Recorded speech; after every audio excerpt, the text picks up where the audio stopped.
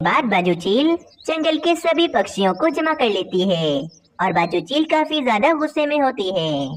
क्या बात है बाजू चील, तुमने हम सब पक्षियों को यहाँ पर क्यों जमा किया है? क्या हुआ है? अब तुम सब पक्षियों का मौत का समय बहुत करीब है। जल्दी बताओ कि तुम सब पक्षियों ने मेरे नन्हे चील के साथ क्या किया है। बाजू चील, तुम हम पर झूठा इल्जाम मत लगाओ। हमने तुम्हारे नन्हे चील को नहीं मारा है, और अगर वे हमारी पकड़ में भी आ जाता तो मैं तो जरूर उसका कीमा बना देता। बहुत परेशान करके रखा है तुम चीलों ने। तुम चीलों को तो हमारे जंगल में ही नहीं रहना चाहिए। कालू कौवे की बात सुनकर बाजू चील को गुस्सा आ जाता है। अब तो मुझे पूरा यकीन हो गया है कि मेरे बेटे की जान तुम सब पक्षियों ने ही ली है। जल्दी बताओ, मेरे बेटे की लाश कहाँ है? बाजू चील, हमने तो आज तक तुम्हारे बेटे को एक बार भी नहीं देखा, तो मरने की बात तो बहुत दूर है। बस बस, अब मैंने सोच लिया है। अब मैं इस पूरे जंगल के पक्षियों को खत्म कर दूंगी। इतना कहकर वे बाजू चील एक नन्ही चिड़िया को उठाकर अपने साथ ले जाती है। बस अब तो रोजाना ही बाजू चील 3 से 4 पक्षियों का शिकार करके उन्हें मार देती। मीनू चिड़िया, मेरा नन्हा मासूम तोता भी उस जालिम चील का भोजन बन गया है, और अब तो बाजू चील बड़े पक्षियों पर भी हमला करने लगी है। मैं बहुत परेशान हूँ तोते, आखिर ये सब क्या हो रहा है हमारे जंगल में? मैं तो पहले से ही कहती थी कि कालू कौवे की जबान बहुत काली है, जो बोलता है सच हो जाता है। बुलबुल, यहाँ सब पक्षी कितने ज्यादा परेशान हैं, और तुम बिला वजह मेरे ही पीछे पड़ी हो। रुक जाओ भाई, रुक जाओ। ये समय लड़ने का नहीं, बल्कि हमें इस समस्या का कोई उपाय निकालना है। हम सब तो जानते हैं ना पक्षियों कि हमने नन्हे चील को नहीं मारा, तो फिर वे कहाँ चला गया? मुझे तो ऐसा लग रहा है कि वे नन्हा चील कहीं फंस गया है, रास्ता भूल गया है वो। हमें फौरन नन्हे चील को किसी भी तरह ढूंढना चाहिए। हाँ मीनू चिड़िया, तुम ठीक कह रही हो। हमें जल्द से जल्द बाजू चील के बेटे को ढूंढना चाहिए, वरना बाजू चील हमारे पूरे जंगल को खत्म कर देगी। फिर सारे पक्षी नन्हे चील को ढूंढने चले जाते हैं। काफी देर हो जाती है, परंतु नन्हा चील तो कहीं नहीं मिलता। अरे मीनू चिड़िया, क्या हुआ? किसे ढूंढ रही हो तुम? मीनू चिड़िया उल्लू वैची को सारी बात बताने लगती है। ये है समस्या उल्लू वैची कि हमें नन्हा चील कहीं पर भी नहीं मिल रहा। मीनू चिड़िया, तुम परेशान मत हो, समझो नन्हा चील मिल गया। चलो मेरे साथ। फिर उल्लू वैची मीनू चिड़िया को लेकर अपने हॉस्पिटल में आते हैं। नन्हा चील यहाँ है। उल्लू वैची, आपको ये नन्हा चील कहाँ मिला? पता है मीनू चिड़िया, ये नन्हा चील एक इंसान शिकारी के जाल में फंस गया था। वो तो अच्छा हुआ कि मैंने देख लिया। फिर जैसे कैसे मैंने इस नन्हे चील को बचाया, लेकिन इस नन्हे चील का एक पैर टूट गया है, जिस कारण ये बहुत ज्यादा तकलीफ में है। उल्लू वैची, ये नन्हा चील ठीक तो हो जाएगा ना? हाँ मीनू चिड़िया, मैंने इसका पैर जोड़ दिया है, बस अब ये कुछ ही दिनों में ठीक हो जाएगा। उल्लू वैची, मैं अभी बाजू चील और सब पक्षियों को यहाँ बुला कर लाती हूँ, देखना सब पक्षी खुश हो जाएंगे। नहीं नहीं मीनू चिड़िया, तुम सिर्फ बाजू चील को लेकर आओ, क्योंकि ये नन्हा चील काफी सारे पक्षियों को देखकर डर भी सकता है। फिर मीनू चिड़िया बाजू चील को बुलाने के लिए चली जाती है। थोड़ी देर के बाद मीनू चिड़िया बाजू चील को लेकर आती है। हाय रे मेरे बेटे, ये तुम्हें क्या हो गया? तुम यहाँ पर कहाँ से आ गए? मम्मा, मुझे शिकार करना था, इसीलिए रात को मैं शिकार करने निकल गया था। चलो जाकर जल्दी से मैं पक्षियों का शिकार करता हूँ और मम्मा को दिखाऊंगा। मम्मा काफी ज्यादा खुश हो जाएंगी। अरे वाह, ये नन्हा चील तो बहुत ज्यादा ही महंगा लगता है। अगर इसे पकड़कर मैं बाजार में बेचाऊं तो काफी ज्यादा मुनाफा मिलेगा मुझे। चलो जल्दी से अपना जाल फेंक कर मैं इसे अपने जाल में कैद कर लेता हूँ।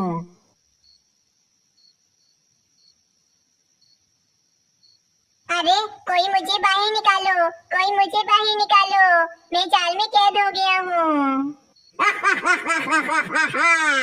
तुझे अब इस जाल से कोई बाहर नहीं निकाल सकता, क्योंकि मैंने तुझे इस जाल में कैद कर लिया है। अरे ये क्या, इस इंसान शिकारी ने तो बाजू चील के बेटे को पकड़ लिया है। मुझे किसी भी तरह बाजू चील के बेटे को छुड़वाना होगा। फिर वे उल्लू उस शिकारी के सामने से भागता है, तो वे शिकारी उस उल्लू को भी देख लेता है। अरे रे, ये उल्लू यहाँ पर कहाँ से आ गया? चलो इसे भी पकड़ लेता हूँ। इसको बेचकर भी मुझे काफी ज्यादा दाम मिलेंगे। फिर वे शिकारी उल्लू के पीछे उसे पकड़ने के लिए भागता है। बड़ा आया मुझे पकड़ेगा। हा हा हा। चलो जाकर जल्दी से मैं नन्हे चील को आजाद कर देता हूँ। फिर उल्लू वैजी फौरन नन्हे चील के पास आता है और उसके ऊपर से जाल हटा देता है, लेकिन नन्हे चील का एक पैर टूट जाता है। अरे रे, लगता है पैर टूटने के कारण ये नन्हा चील बेहोश हो गया है। मुझे फौरन इसका इलाज करना चाहिए। बस मम्मा, आज इनकी वजह से ही मैं आपके सामने हूँ। इन्होंने ही मेरी जान बचाई। अपने बेटे की बात सुनकर बाजू चील को अपने किए पर बहुत ज्यादा ही पछतावा होता है। चिड़िया, मुझे माफ कर दो। मैंने तुम्हारे जंगल के पक्षियों के साथ बहुत ज्यादा गलत किया। मुझे अपने किए पर बहुत पछतावा है। और उल्लू वैजी, तुम्हारा तो बहुत बहुत शुक्रिया कि तुमने मेरे बेटे की जान बचाई। इस तरह बाजू चील को अपनी गलती पर बहुत ज्यादा ही पछतावा होता है और वे पक्षियों से माफी भी मांग लेती है। ये कहानी एक जंगल की है जहाँ पर ठंडी का मौसम आ गया होता है। हर तरफ बर्फबारी हो रही होती है। पक्षियों, मैं बहुत ज्यादा ही खुश हूँ कि ठंडी का मौसम आते ही हमारे अनार के पेड़ों पर अनार भी आ गए हैं। अब मजे से खाएंगे हम अनार। हाँ कलू कौवे, इस बात की खुशी तो मुझे भी बहुत ज्यादा है। बस यही सब बातें चल रही होती हैं कि वहाँ पर मिट्ठू महाराज आ जाते हैं। पक्षियों, तुम में से कोई भी अनार नहीं खा सकता है। हमारे जंगल में ठंडी का मौसम आ गया है और हमारे पास सारी गंदुम भी खत्म हो गई है। और तो और ठंडी के मौसम में गंदुम की फसलें भी नहीं उगती। इसीलिए हमें अपने अनार दूसरे जंगल में बेचने होंगे ताकि वे हमें गंदुम दे सकें। परंतु महाराज, हम सब पक्षियों की अनार खाने की बहुत ही ज्यादा इच्छा थी। मीनू चिड़िया पक्षियों, मिट्ठू महाराज बिल्कुल ठीक कह रहे हैं। गंदुम तो हमारा भोजन है और भला हम पक्षी इन खट्टे अनारों को कितना खाएंगे। पेट भरने के लिए तो हमें गंदुम की जरूरत पड़ेगी। इसीलिए मिट्ठू महाराज बिल्कुल सही कह रहे हैं। पक्षियों, सब मिलकर इन सारे अनारों को पेड़ से तोड़ लो। उसके बाद ये सारे अनार पोटलियों में भरकर हम दूसरे जंगल उल्लू महाराज को बेच देंगे और उसके बदले में वे हमें काफी सारी गंदुम दे देंगे। बस फिर क्या था, सब पक्षी मिलकर पेड़ से अनार तोड़ने में लग जाते हैं।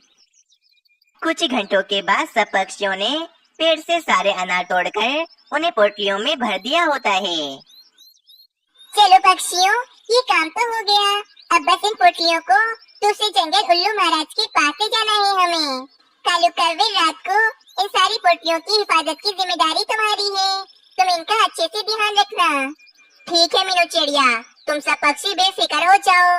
मैं आज पूरी रात जागकर इन पोटलियों का ध्यान रखूंगा। बस फिर रात भी हो जाती है।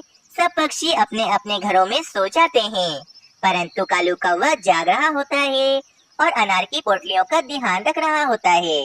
कितना मन था मेरा अनार खाने का, परंतु खाया क्या, एक अनार का दाना भी चखने को नहीं मिला मुझे। कालू जी, आप बिल्कुल ठीक कह रहे हैं। हम सारी रात इन पोटलियों की हिफाजत की जिम्मेदारी में इस ठंडी के मौसम में यहीं बैठे रहेंगे।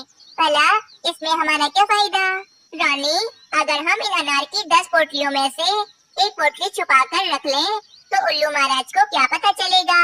वो तो 9 पोटलियों का ही सौदा कर लेंगे।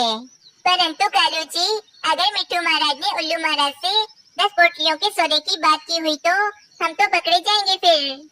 नहीं नहीं रानी, ऐसा कुछ नहीं होगा। चलो एक पोटली हम अपने घर में ही छुपा कर रख देते हैं। बस फिर कालू कौवा और रानी कौवी उन सभी पोटलियों में से एक पोटली अपने घोंसले में छुपा लेते हैं। अगली सुबह हो जाती है। कालू कौवा और मीनू चिड़िया सारी पोटलियों को एक ठेले पर रखकर दूसरे जंगल ले जाते हैं। उल्लू महाराज, ये देखें, हमारे अनार कितने ज्यादा ताजा हैं और तो और ये खाने में बहुत ज्यादा मीठे और खट्टे हैं।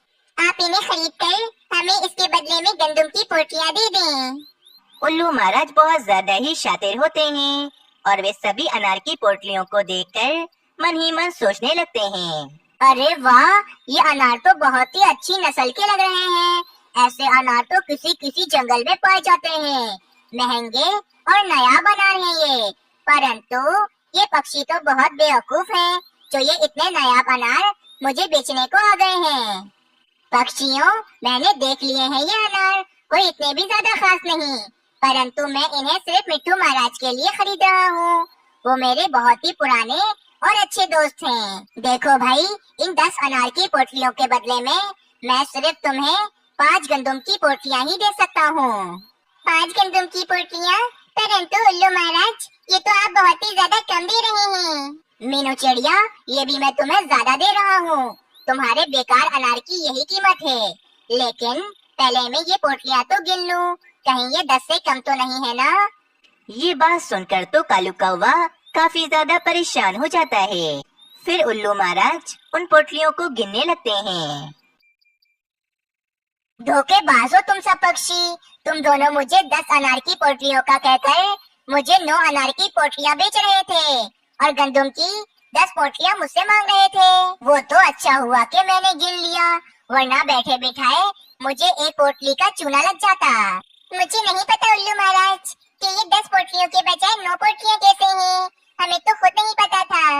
कालू कौवे, अब तुम ही बताओ मुझे कि एक पोटली कहाँ चली गई? हम सब पक्षियों ने कल मिलकर 10 पोटलियाँ बनाई थी, तो फिर एक पोटली कहाँ चली गई? मीनू चिड़िया, मैं तुम जैसे गरीब पक्षियों को बहुत जानता हूँ कि तुम गरीब पक्षी हम अमीर पक्षियों को कैसे लूटते हो, परंतु मैं बहुत ज्यादा ही अक्लमंद हूँ। अब मैं तुम्हें इसकी सजा जरूर दूंगा, और तुम्हारी सजा यही है कि अब से ये 9 अनार की पोटलियाँ भी मेरी, और मैं तुम्हें इसके बदले में कुछ भी नहीं दूंगा। बड़े आए मुझे बेवकूफ बनाने वाले। अब मैं भी देखता हूँ कि ये 9 अनार की पोटलियाँ तुम अपने जंगल वापस कैसे ले जाते हो। अरे भाई, ऐसे कैसे उल्लू महाराज, ये तो सरासर नाइंसाफी है बिल्कुल। मैंने कहा ना कि हमें इसके बारे में कुछ नहीं पता था। अगर आपको ये अनार नहीं खरीदने हैं तो आप साफ मना कर दें, हम किसी दूसरे जंगल के महाराज को भेज देंगे। सैनिकों, इन दुष्ट और धोखेबाज पक्षियों को मेरे जंगल से बाहर निकाल दो। फिर फौरन एक सैनिक आकर मीनू चिड़िया और कालू कौवे को पकड़कर वहाँ से ले जाता है।